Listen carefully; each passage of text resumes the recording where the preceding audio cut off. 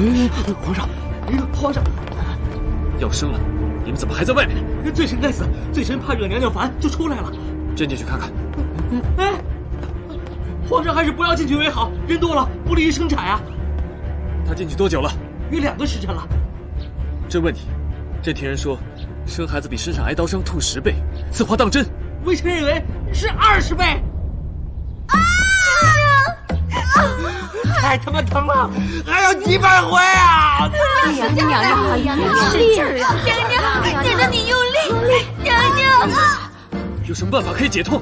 皇上恕罪，罪臣确实无计可施。从古至今，千万人都要经过这生产的阵痛才能生子啊！大胆！朕的皇后岂能和寻常孕妇相提并论？朕命你速速想出办法，解除皇后的疼痛。微臣遵旨，微臣遵旨。使劲儿啊！娘娘，娘娘，哎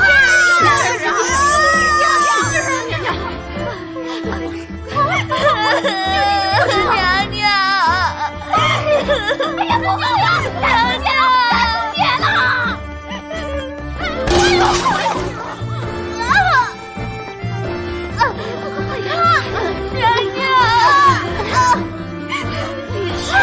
娘娘，娘娘，来，我们一起把它拔出来，使劲！1、2、3，哎呦！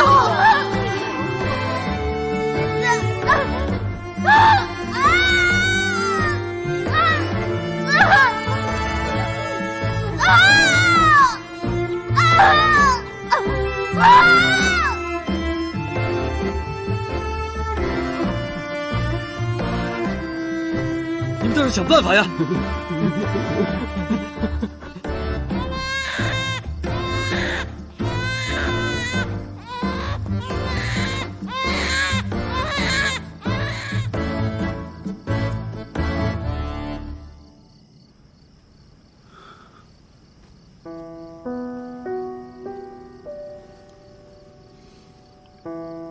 鹏鹏，你受苦了。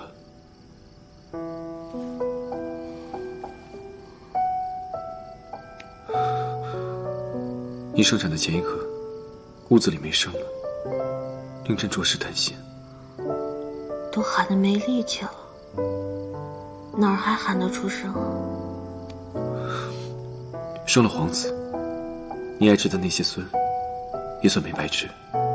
生男生女，对我来说都一样，只要健康就好。你见孩子了吗？梅言很想你。那我就放心了。要是眉眼像你，生出来还得带他去韩国整容。你这些胡言乱语，可千万别交给孩子。